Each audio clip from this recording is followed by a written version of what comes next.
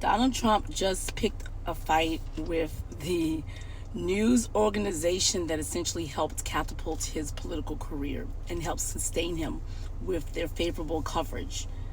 And he's picking fights with billionaires who own media outlets that can easily use their access control of the news information that goes out on their media organization to essentially turn his base on them. Imagine if Fox News starts reporting the truth and start reporting what MSNBC reports regularly.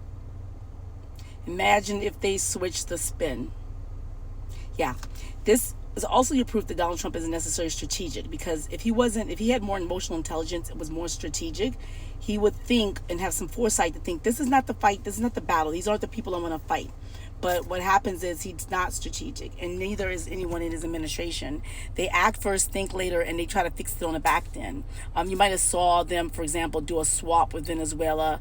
I'm not quite sure if that was the strategic, if they thought that out in advance when they were just dragging all these people, maybe. But I do know the way in which they got a bunch of people over at CCOT that they eventually swapped over for Venezuela was sloppy, because it included women. It included people from other nations. Like, if you look at the dockets, that's why you follow me. My name is JJ Legal. I'm on the dockets. And in the dockets, in the declarations, there were women, there were people from Honduras, other countries that CCOT turned away because the agreement was they were supposed to bring criminals, people who had been criminally convicted of Venezuelan gang members. In that group was Kim Alberto, who was from El Salvador. In that group were women. In that group were people who were not supposed to be deported because they weren't convicted. This kid named Christian, who's Daniel Lozano. He's part of a 2019, he's part of a class action. In that group is a lot of people who have not been verifiable to be in the gang, and about 70-80% were not criminal. So they violated that breach, that agreement to send criminals. COVID, which El Salvador says was breached from day one when the plane landed and included a bunch of non-criminals.